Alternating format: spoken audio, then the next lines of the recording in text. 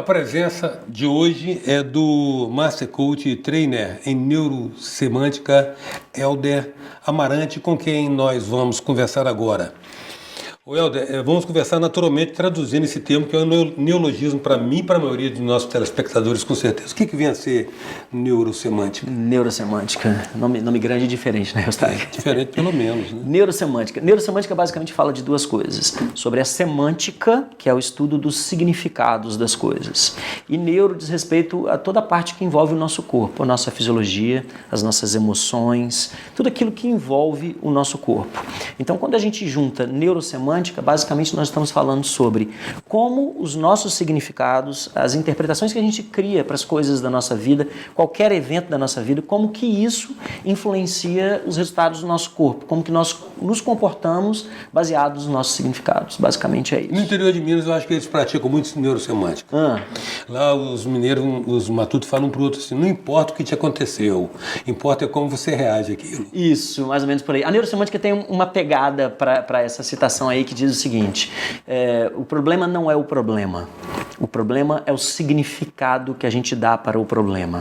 Como a gente está falando de significado, semântica, né, não é o fato externo que me limita, não é o que aconteceu comigo que me limita, mas sim o como eu ou você estamos nos relacionando com esse fato externo. Lida com aquilo. Né? Como eu lido com aquilo. É o conjunto de pensamentos e ideias que nós vinculamos ao fato externo. Né? E isso é muito legal, Eustáquio, porque as pessoas tendem a achar que os eventos vêm para prejudicá-las. E, na verdade, o evento, qualquer evento que aconteça na nossa vida, por pior que pareça, ele é neutro. Não existe significado no mundo externo. Existe significado somente no mundo interno, que a gente chama no nosso jogo interior.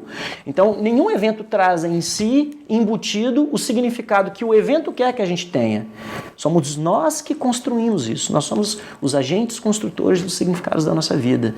E a neurosemântica é uma linha de pesquisas, uma linha de estudos que transforma esse paradigma, coloca o poder na mão de nós, seres humanos.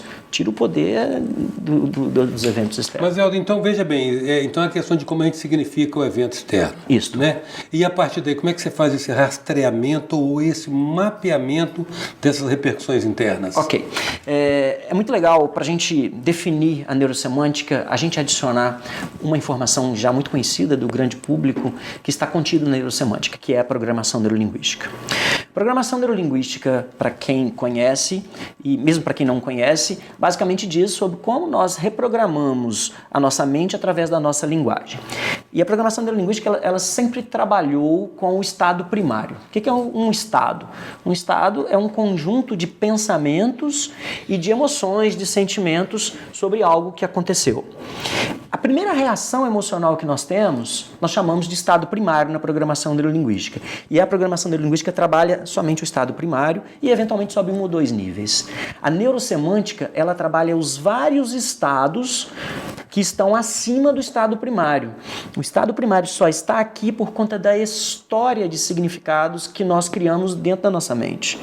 E aí a neurosemântica nos ajuda a interpretar essas ideias, não é nada místico, é baseado nos princípios da psicologia cognitiva, nos princípios da psicologia humanista e da psicologia da autorrealização de Carl Rogers e Abraham Maslow, o Maslow da pirâmide das necessidades básicas. E basicamente a neurosemântica nos ajuda a nos apropriarmos destes significados e identificarmos a matriz de ideias, de pensamentos que nós construímos sobre aquilo. Basicamente é isso. Para a gente poder desconstruir essa matriz e substituir por ideias e pensamentos que sejam mais libertadoras, mais possibilitadoras. Então, evoluindo do que para o como. Então, qual é a metodologia? Qual a approach, a abordagem? Legal. Tem um psicólogo cognitivo nos Estados Unidos chamado Dr. Michael Hall. Ele tem um PhD em psicologia cognitiva e na década de 90, em 1994, ele aprofundou os seus próprios estudos em programação neurolinguística e descobriu essas camadas de pensamentos que todos nós seres humanos desenvolvemos sobre as coisas. Ele descobriu que através de um conjunto de perguntas bem elaboradas, nós conseguimos subir essas camadas e tomarmos consciência do porquê que nós fazemos o que nós fazemos diante daquilo que aconteceu no mundo externo.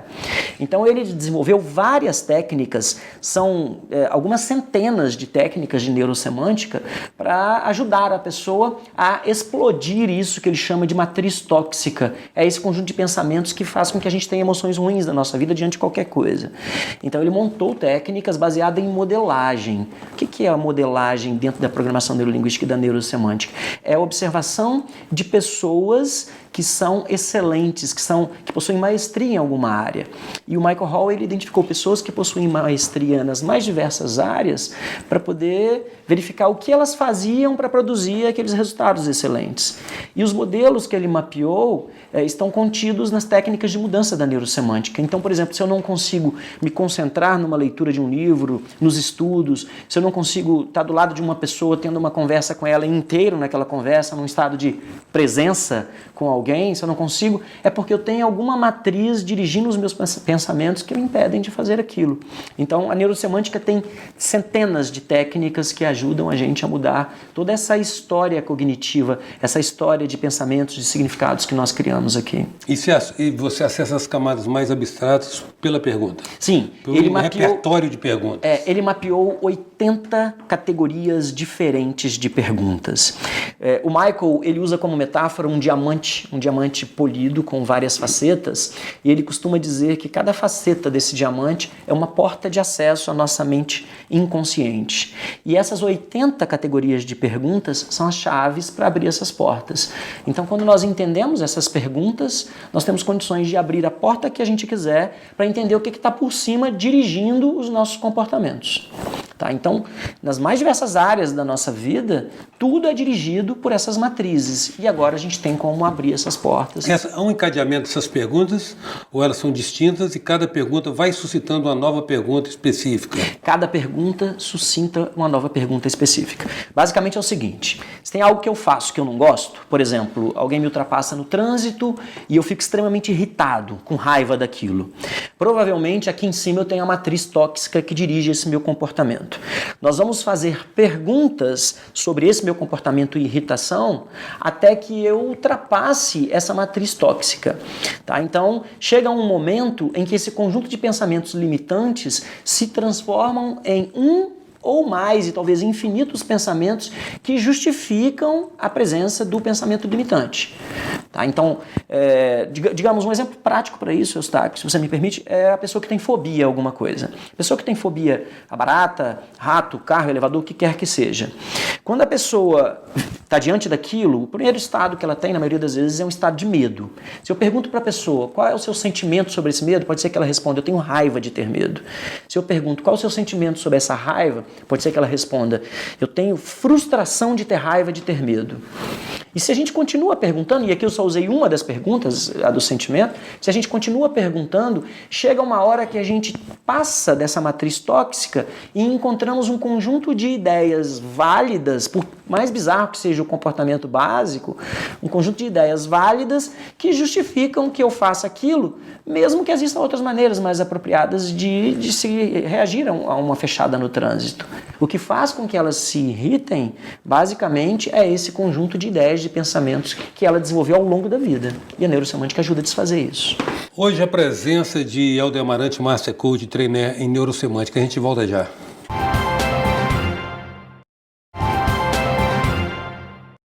Voltamos com a presença que traz hoje Helder Amarante. A presença é de Helder Amarante, Master Coach e Trainer em Neurosemântica. O Helder, você explicou para nós a abordagem, um pouco, né, da metodologia, nada que substitua um curso presencial, claro, verdade, né? Mas tem uma relação íntima, então, entre conteúdos de inconsciente e comportamento. Sim, total relação. Total relação. E isso, em momento nenhum, exemplo do que acontece com o coach, se confunde com terapia.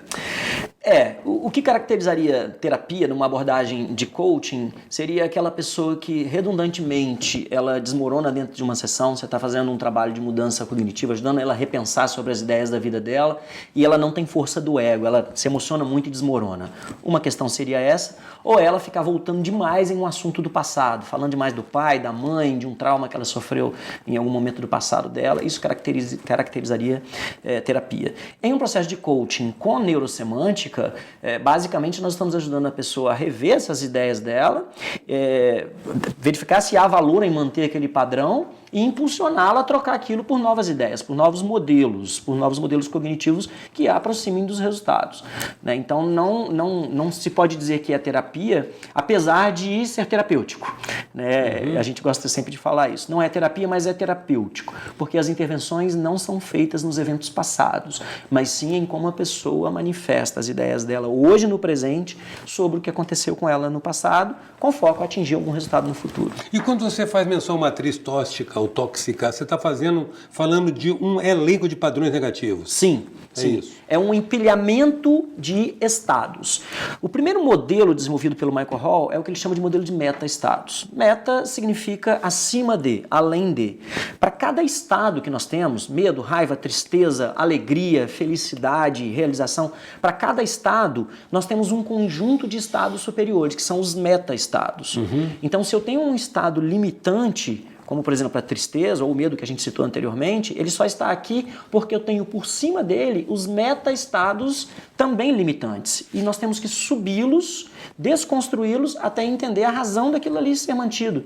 Porque só é mantido por uma razão lógica, em sua maioria inconsciente. E com a aplicação da neurosemântica a gente consegue destruir isso. Então, primeiro você parte para, digamos assim, para a percepção dessa meta-estado, o que está acima daquele estado. Exatamente, os estados que estão sustentando aquele estado primário. Nós vamos ajudar a pessoa a se libertar daquilo. Tomar consciência daquilo. Consciência em cima de consciência, resposta acima de resposta. Pergunta para cada resposta que vem. Isso não remete um pouquinho àquela questão da consciência e da responsabilidade? Tudo bem, estou sabendo agora, e o que eu faria a respeito? 100%, porque a maioria das pessoas hoje, infelizmente, Eustáquio, tem a tendência de achar que o que acontece com elas é fruto do meio onde elas estão inseridas. Né? O Augusto Cury chama isso de coitadismo e a psicologia positiva chama isso de vitimização aprendida. Tá? Ou seja, a pessoa sempre se coloca como efeito do que acontece na vida dela. Ela não é a causa. E isso quebra esse paradigma e coloca a pessoa como causa de seus próprios efeitos, para que ela assuma a responsabilidade pela mudança. E aí, como que ela vai assumir essa responsabilidade? Avaliando, fazendo o controle de qualidade se os resultados que ela está obtendo com aquele tipo de comportamento está empoderando ela como pessoa, se está levando ela para melhores resultados na vida. Então, se eu converso com você, identifico um conjunto de pensamentos limitantes sobre algo que você não consegue fazer e faço com que você avalie isso melhora você como pessoa, isso faz você chegar melhor aos seus resultados, aos seus sonhos, a ser uma pessoa autorrealizada, você vai querer manter esse novo padrão? Então, a maioria das pessoas não quer manter. Então, a gente, vamos jogar isso fora e vamos construir uma nova matriz possibilitadora, que é uma matriz com pensamentos alinhados com o que você quer atingir na sua vida, para se tornar uma pessoa autorrealizada. Então, essa é a ideia da neurosemântica. Tem a sustentação da psicologia da autorrealização de Maslow e de Carl Rogers, justamente porque nós estamos aqui para isso. Nós não estamos aqui para pagar um preço de sofrimento, como muitas religiões apregoam aí. Nós estamos aqui para nos realizarmos. E isso aqui não é pensamento positivo, não é autoajuda. Nós estamos falando de processos mentais. E essa abordagem, na situação em que um cliente, ou é um cliente ou um paciente? É um cliente, né? Cliente. No caso de coaching, é um cliente. O cliente resolve trabalhar com você uma situação de um comportamento desconfortável para ele. Há uma prescrição do número de sessões, quanto tempo, qual a duração da sessão ou da consulta? Ok. Um processo de coaching, ele dura em média 12 sessões. As sessões são semanais e duram em torno de 1h30 aproximadamente. Não quer dizer que a pessoa vai levar 12 sessões para desfazer uma matriz, em absoluto. Nós podemos ajudar uma pessoa a destruir uma matriz tóxica e substituir aquele conjunto de ideias em 30 minutos. Às vezes numa conversa de 5 minutos. Porque ao longo do coaching, mesmo dentro de uma sessão, nós temos os picos de investigação dessas matrizes e os picos de tomada de consciência para poder transformar aquilo em novas ações.